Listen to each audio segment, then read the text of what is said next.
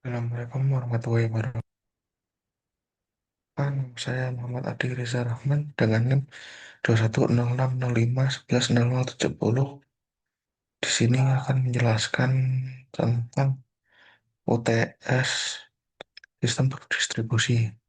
Sebelum presentasi, ya sebelumnya kita akan mengatakan demi Allah bahwa saya mengerjakan sendiri dengan jujur dan tidak menyontek teman.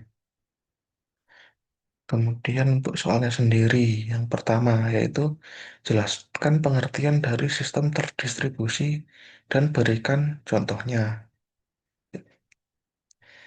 Sistem terdistribusi itu adalah sekumpulan komputer yang saling berkomunikasi melalui jaringan, bekerja sama untuk mencapai tujuan bersama dan bagi pengguna tampak seperti satu sistem tunggal.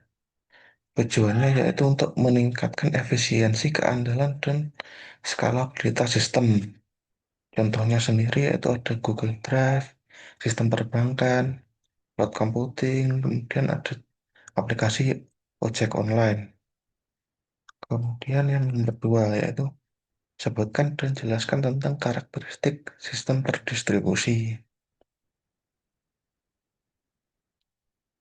Yang pertama, sistem terdistribusi memiliki karakter unik seperti kemampuan berbagai sumber daya node yang mendukung eksekusi paralel serta mudah dikembangkan. Selain itu, sistem ini tahan terhadap kegagalan sebagian dan menyediakan transparansi. Artinya pengguna tidak perlu mengetahui di mana data disimpan atau bagaimana proses dijalankan.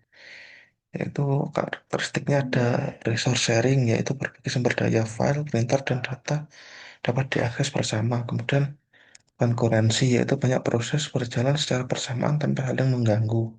Kemudian ada scalability, yaitu mudah menambah node baru tanpa mengubah sistem tunggal. Kemudian ada fault tolerance, sistem tetap berjalan meskipun salah satu node gagal. Kemudian ada transparansi, yang menyembunyikan detail distribusi dari pengguna. Ya, kemudian nomor tiga yaitu sebut dan jelaskan tentang arsitektur utama sistem terdistribusi. Arsitektur utama dari sistem terdistribusi yaitu ada client server arsitektur, kemudian peer-to-peer, dan kemudian three-tier arsitektur. Arsitektur client server sendiri digunakan pada web dan email, yaitu saat klien meminta layanan dan server menyediakan layanan. Kemudian peer-to-peer digunakan pada sistem berbagi file seperti BitTorrent, yaitu semua node setara dan dapat menjadi klien dan server sekaligus. Kemudian untuk three-tier arsitektur itu digunakan di aplikasi web modern karena memisahkan tampilan logika dan data untuk meningkatkan efisiensi. Soal nomor 4 yaitu jelaskan pengertian dari soket dan beri contohnya. Soket itu adalah antarmuka pemrograman yang menghubungkan dua proses dalam jaringan agar dapat saling bertukar data, yang berfungsi sebagai titik akhir komunikasi dan dapat berbasis TCP atau UDP. Contohnya yaitu komunikasi antara browser dan server melalui soket TCP atau IP. Untuk mengunduh browser bisa membuka koneksi soket TCP atau IP dengan server untuk mengunduh halaman webnya. Kemudian soal nomor 5, yaitu jelaskan pengertian dari port dan sebutkan jenisnya. Port itu adalah nomor logis yang digunakan untuk mengidentifikasi layanan atau aplikasi tertentu dalam komunikasi jaringan. Jenis-jenisnya yaitu antara lain known port seperti HTTP 80, HTTPS 443, dan FTP 21. Kemudian ada register port yaitu 1024 sampai 49151 atau aplikasi pihak ketiga. Kemudian ada dynamic atau private port yaitu 49152 sampai 65535, yaitu port sementara yang digunakan oleh klien.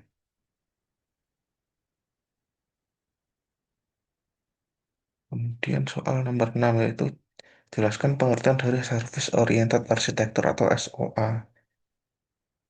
SOA adalah pendekatan arsitektur berbasis layanan yang memungkinkan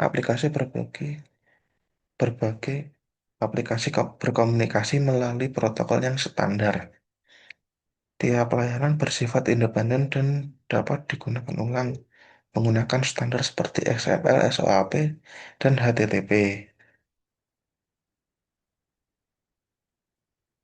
Kemudian nomor 7, sebutkan dan jelaskan service di SOA.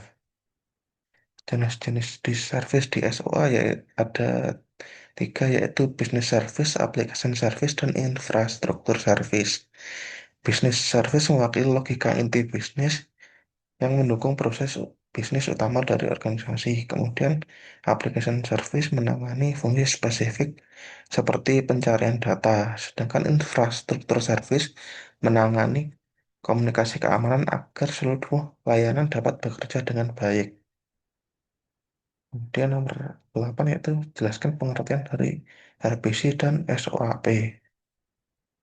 RPC atau Remote Procedure Call sendiri yaitu adalah memanggil fungsi dari sistem lain seolah-olah itu adalah fungsi lokal. Sedangkan SOAP ya, itu menggunakan XML untuk memastikan data yang dikirim antara aplikasi dapat dibaca lintas platform dan lintas bahasa pemrograman.